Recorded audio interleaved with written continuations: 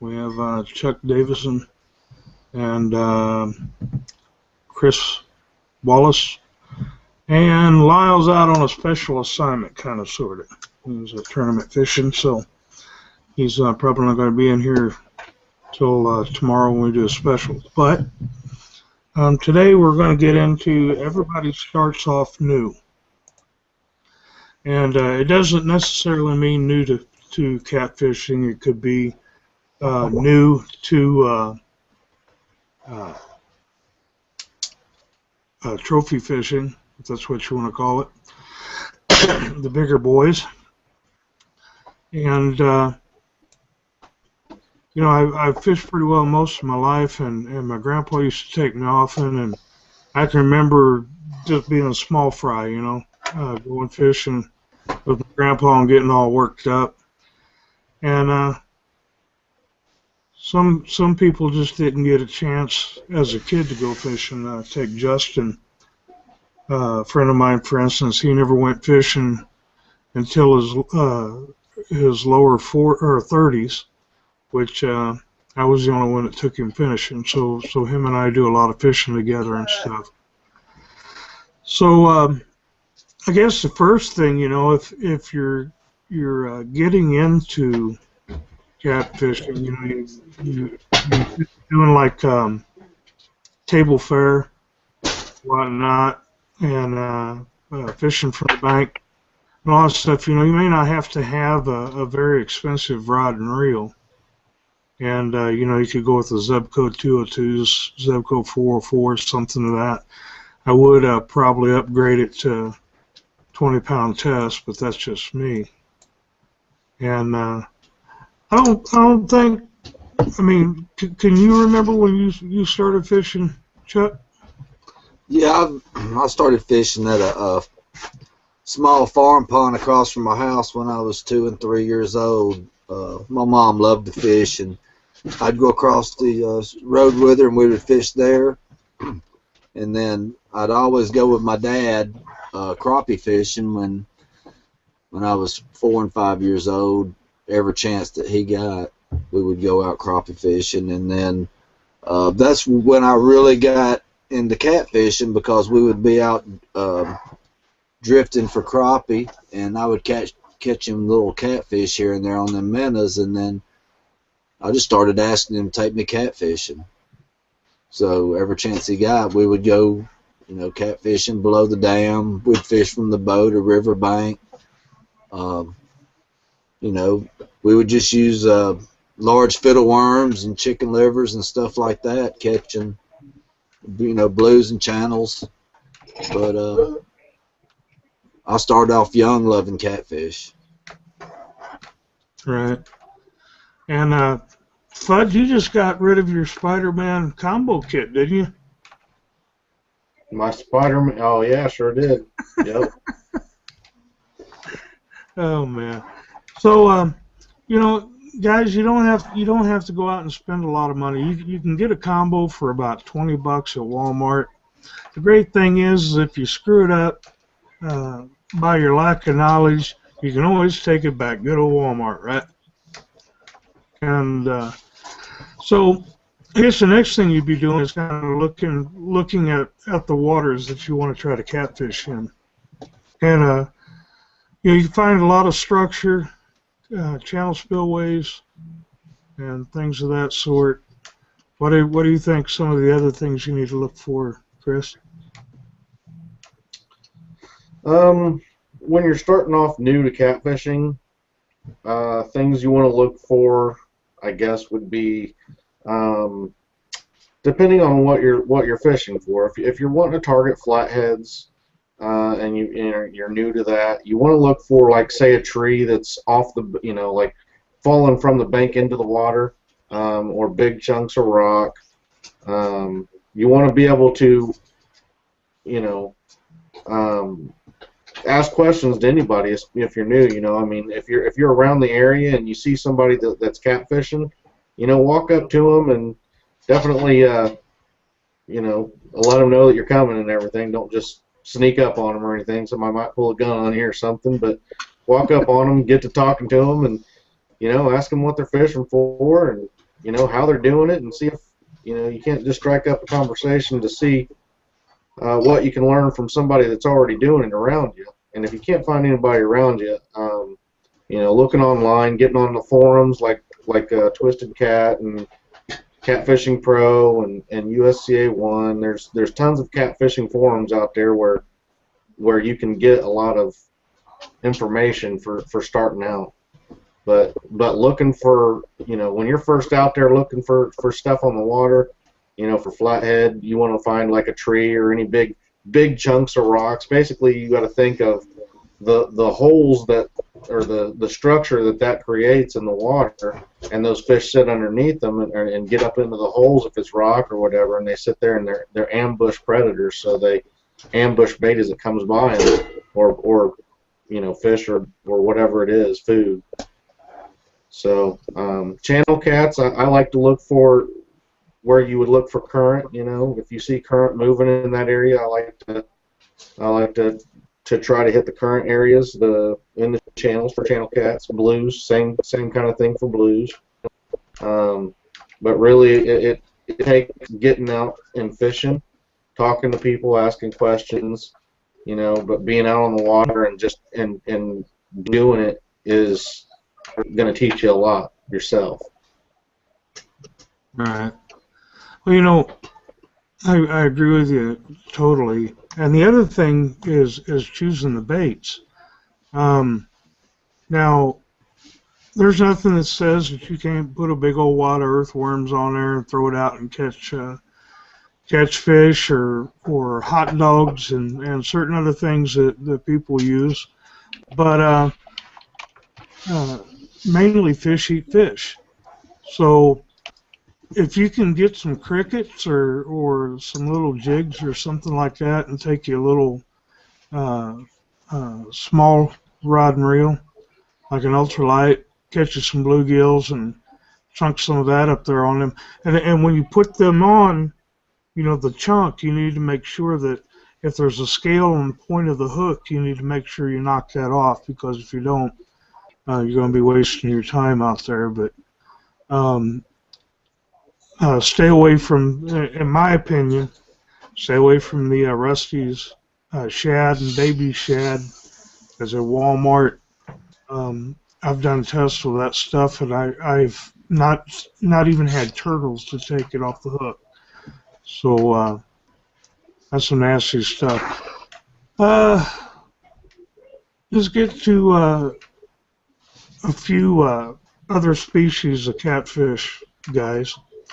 I could do a really good example of like what you started out saying about, when you're saying everybody starts out new, it isn't just for catfishing in one specific area. Like I myself was just at a tournament. I just made it here for this, and I'm new really to cold water catfishing, so I didn't know a lot. I don't know a lot about the cold water catfishing and the different techniques that you would need to do, to target a cold water catfish, and it really is different compared to, your warmer months when a lot of people go, as they call fair weather fishermen, but I got down there, and I've been fishing on the Ohio River for a long time, but I just don't do very well during these cold times a month. And what I've been doing is that after that tournament, the guys that bring in them fish, and you don't even have to be in the tournament to go up to these guys and talk to them and ask them, hey, where were you fishing at? Were you fishing in a creek? Were you fishing on the main river? Were you fishing deep? Were you fishing shallow? Were you using big bait, small bait? You really can get a lot of information from a lot of these guys, and most of the time they're not going to lie to you. So, even somebody that fishes a lot like I do, I'm still new to a lot of parts of fishing. I don't know everything. So I definitely, you got to make sure that you ask the questions when you're out there. You talk to people. If you don't know it, if you don't know something, don't be afraid. Don't feel like you're bothering anybody, or you're dumb for asking or anything like that. So I just thought that went along with kind of where you started off, Paul. With it's nothing specific. It can be all kinds of different things with catfishing, where somebody's new Oh, at doing right. it. From somebody that goes from table food to catching trophies Yeah. and whatnot, then you're new all over again because um, it's the difference between night and day. And when you're on these forums, sit back and watch for a little bit. Ask ask questions, but don't be surprised if some people come out of the woodwork on you because you mentioned jug fishing or trout lining. It's not really well received by the trophy hunters, and I got in some trouble with that at one time. So, everybody's new, new at one point, and believe me, when it comes to CPR, I no longer say catch, photo, refrigerate. It's catch, photo, release, and a lot of these guys take that seriously. And I think Chuck could probably tell you that as well. But you got anything you want to add, Chuck? Yeah, anybody who wants to get out and try to catfish, give it a shot. Like Paul said, you can go down to Walmart and you can get 2 Tiger spinning reels made by Shakespeare. I would go ahead and change the line out. I'd buy some Berkeley big game, probably 30-pound test. I'd rig up. I'd go catch me some bluegill. I would cut it up. I'd keep a few live. Go find you a good spot on the riverbank and some good current. Just hang out with some friends. Throw them out and see what happens. When you eventually start catching them catfish and you break a tiger rod or you catch one that you can't get in, that's when the addiction really kicks in. And you don't start buying gear just to have nice gear like everybody else is getting. You're getting the nice gear so you can actually land those fish that actually got away. So you actually build yourself into it. A lot of people I know have went and bought gear and went and tried it, and they said this isn't for me. So if they would have went out and bought nice gear, they'd have probably had to turn around and sell it. Took a loss on it or whatever. And you're never what you gave for it. But if you, you'll have these tiger reels sitting around even if you upgrade, and that'll be more rods and reels that you can let a friend use. Take them out and get them addicted along with you, because when you start doing it, there's no quitting. It gets in your blood pretty thick. Yes, another thing Crystal was talking about a while ago is, walking up and talking to fishermen and whatnot. And this is going to be a little common courtesy because it just burns my rear end when somebody crowds me. And, if you're fishing side by side with them with a flow, chances are you're going to cross that line every time, and have a little common courtesy and try to give them the room that they need to enjoy their time as well as you enjoy yours. There's times I get out at Chain of Rocks down on the Mississippi, and there's like 10, 15 guys down. I'd be the first guy. 10, 15 guys come afterwards, and I'll have 2 of them Koreans that crowd me. They can't speak English, but when you go like this, next time, they usually quit crowding you. So that aggravates me to be crowded, and just have common courtesy about the people you're around. If you're they got a couple of kids and you sit down next to them and their kids and light up a cigarette, or something like that. That's just, you got to think about things that you do when you're sitting next to somebody or like I say, crowding them. But I don't know. Do you know if anything else, Sir Chris? I can't think anything but common courtesy.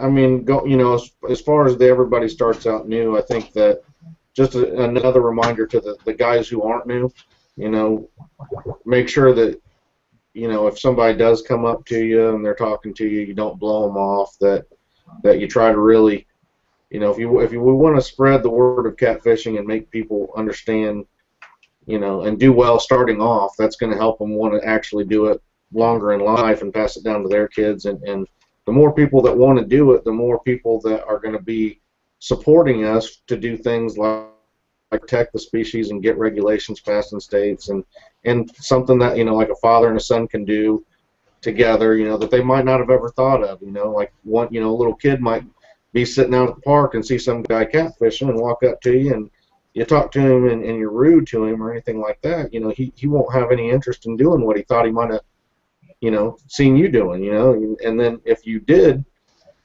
talk to him and was nice and everything, he might, one day he'll take his kid, and that will progress on down the line further than you ever might imagine. So just, even from the littlest thing, from like a little kid coming up to you, talking to you about it, and trying to take a few minutes, even though you might be busy doing something or whatever, just take a couple minutes out, talk to them.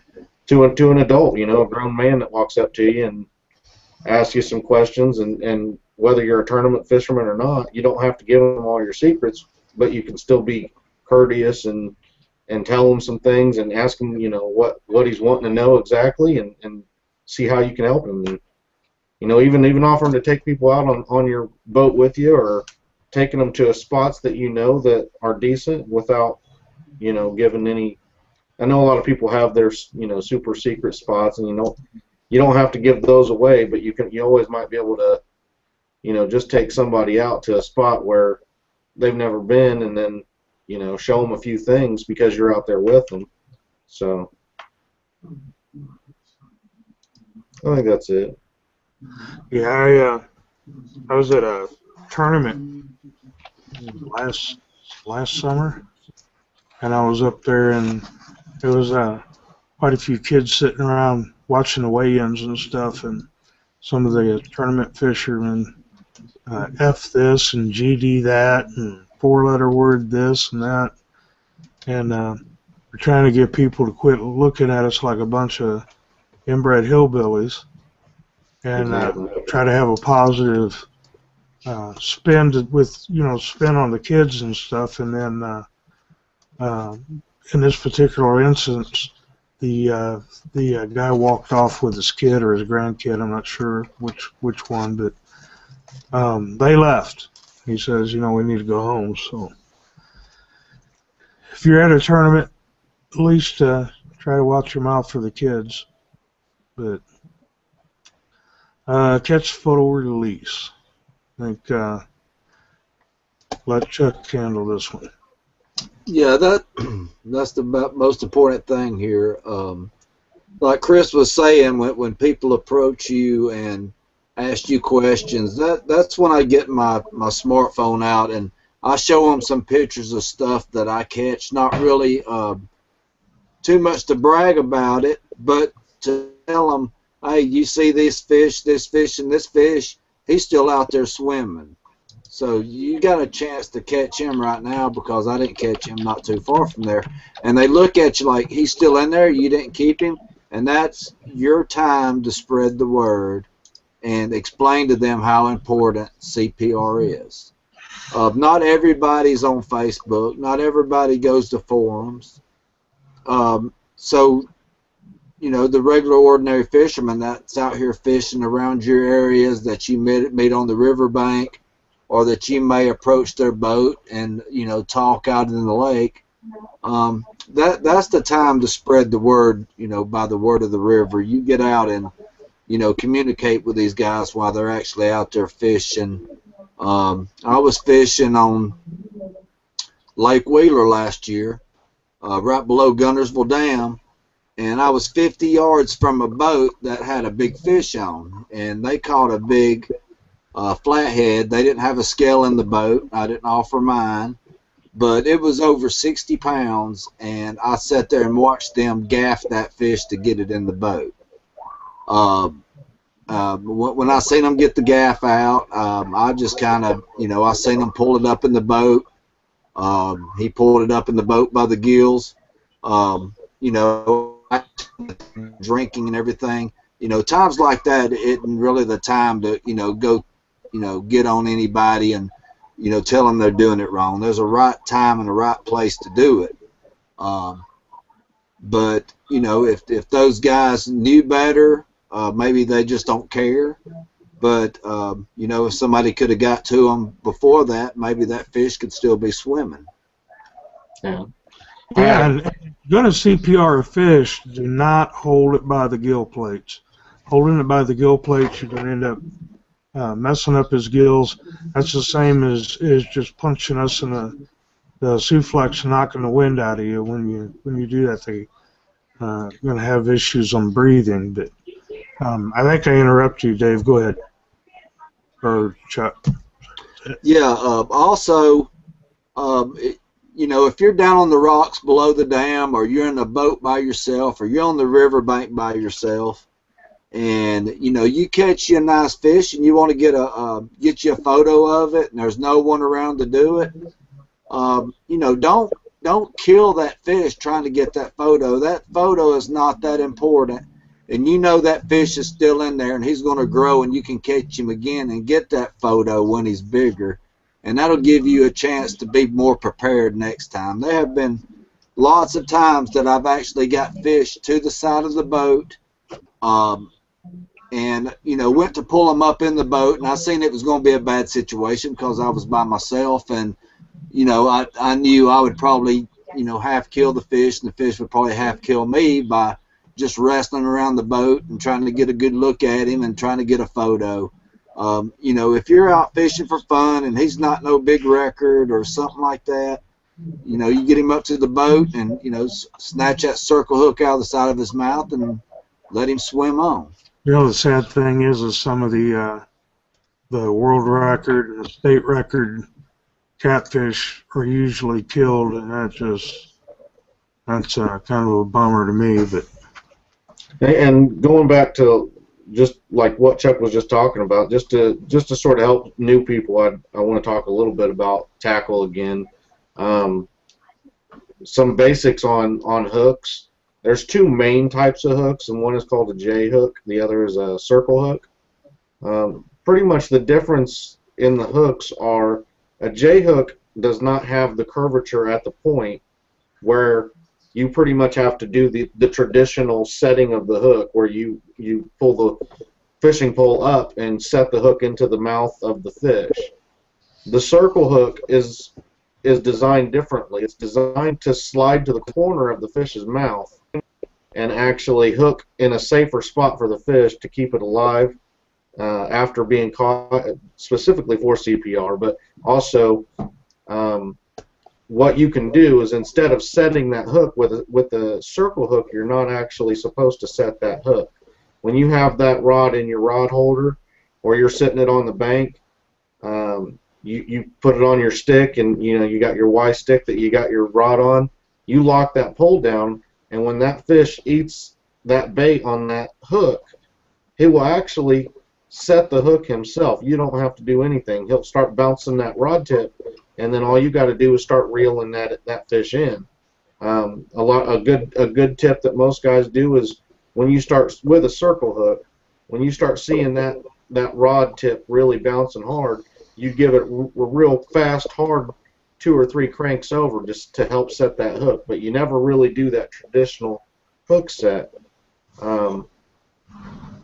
Besides those 2 hooks, I mean, those are your 2. For beginners, those are if you're in the Walmart or Rural King or whatever store that has hooks, you can get down, like the little 1/0 or 2/0 circle hooks. Most cat guys recommend using circle hooks these days, just for the safety of the fish. The other problem with the J hook is, instead of, like we said, being corner hooked with the circle hook, the J hook, they can actually swallow the entire hook, and then the only way for you to get that out is pretty much pull their guts out, and that's going to kill the fish. Or even if you cut the cut the hook off in his belly, you know, it might still kill the fish. The safer way to do is just use a circle hook if you can find. They can be called octopus circles or just circle hooks, either one. Those, like I said, depending on what size of fish you're targeting is going to be what size of hook you're looking for. If you're looking for like 5 to 10 pound fish, you know, you could probably use a 4/0. I'd say a 4/0 to maybe even a 6/0 if you want to go that big. If you want to go bigger, you know, you can go up into the 8/0s, and most stores will carry an 8/0 circle hook, or even, you know, a not necessarily Gamakatsu. There's a Eagle Claw laser hooks. They carry a lot of different types and styles of hooks as well that you can find in Walmart. And as far as hooks, do you get, you know, we could go on to some sinkers and other things to help them out to get people started when they're new, but you guys got anything to add for hooks? Or No, not really. You know, you get into the circle hooks, so they do tend to be a little more expensive. But yeah, I'd prefer to have a circle hook than a J any day anymore. Once I started using them, there wasn't no turning back. Because you know, a lot of people say that, you know, that using circle hooks takes the fun out of fishing because you're not setting the hook anymore and the fish catch yourself. But it's all about the conservation. You know, you want the safety of that fish. You know, you want that circle hook to stay out of the gut pot. You know, stay out of the gut. But that circle hook can slide out easy. There's also some places up on the Red River on up into Canada that you know, that you can't even have barbs on your hook. You have to use a circle hook, and if you have a barb on your hook, you have to bend it in with pliers. I mean, that's how far they're going into conservation on their channel cat populations up there. I mean, it's just such a good hook that for the welfare of the fish, I don't even ever use anything anymore. Even though, you know, walking baits or bouncing bottoms or whatever, I'll snatch it out of their mouth. And I knew if I'd had a J hook, I'd have probably got him. But I'm not going to switch just because, you know, I missed a couple of fish because of the conservation of the fish. Yeah. Hey, I want to jump in real quick and mention that this month's giveaway is from Whisker Wear Apparel. And what we're doing real quick is you got to write a sign that says catfishweekly.com and Whisker Wear Apparel, just like this. Make sure we can see. Well, I've got to get back farther, but you got to be able to see the face. And the Whisker Wear Apparel and the catfishweekly.com. And at the end of the month, we're going to do a drawing by a third party, and you'll get your choice of either a black hoodie or a white hoodie, 2 koozies, and a Whisker Wear Apparel sticker. So I wanted to make sure everybody understood. You have to upload it to our Facebook page, and I will make sure I get another post sent out here in a little bit to send you in the right direction. So anyway, 7 up on top of the hour. Anybody else got anything that they think they might want to throw out there?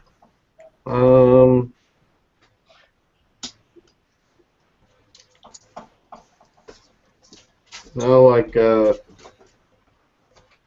I hear crickets. I think I'm pretty good. I'm just trying to think if there was anything else in gear or things that would be confusing to beginners. Don't be afraid to ask questions. You know, if you go to catfishweekly.com, under our cartoon heads, you will see an email address.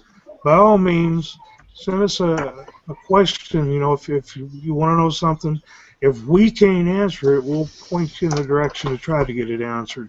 You know, we're not going to sit there and try to be professionals or say we're professionals or whatnot in an area that we're not. So with that, I'm going to say we're going to come to the close, go to the final thoughts, and we'll go with Chuck first. Well, springtime's here, and I'm really excited about it. It's been a cold winter. I think this is going to be the best spring we've had in a few years. Hopefully, some of the shad have died off in certain places, and it'll give our baits out there in the water a better opportunity of getting bites than in the past, because there've been so many bait fish down here in our rivers. It's just ridiculous, and I just hope everybody can get out and get on some fish, have a good time, get your friends and family out, have good times with them, and I hope to see y'all here next week. Chris? All right, March 15th here next weekend, Saturday. If you're in Indiana or you're close and you want to come fish, the ICA's open at Turtle Creek. It's only a $10 entry fee. Hoosier Energy adds, I think, $2,750 to the pot. There's normally over 100 to 150 boats at this tournament. It's not huge fish. It's a lot of little channels. It's a warm water discharge lake for the energy company. There used to be big flatheads. They could still be there. We don't know. But most tournaments, it's a 10 fish. It's a 10 fish limit. In most tournaments, it doesn't take a lot of weight to win, and it's a really fun tournament because there's so many people, and it's such a small entry fee, and there is such a large payout on it. So I think it pays out 15 places on the norm. So if you want more information, IndianaCatfish.com, I believe, is their website. And besides that, I every week I'm going to reiterate the fact that, like I said, that while each of us have our own sponsors, individual sponsors, the show itself is not sponsored by any person or company, and we're not playing the politics. So everybody is, we want everybody to participate in the show and watch it, and be guests on the show and ask questions for the show, whatever, and just have that known. We're definitely going to make sure that we state this every single time and really hammer that home. But I think I'm done. Okay. Well, that's about all I can think of. I agree with Chris. Need to try to make it a unified effort for conservation of catfish instead of trying to be Superman and do it all by oneself, I guess.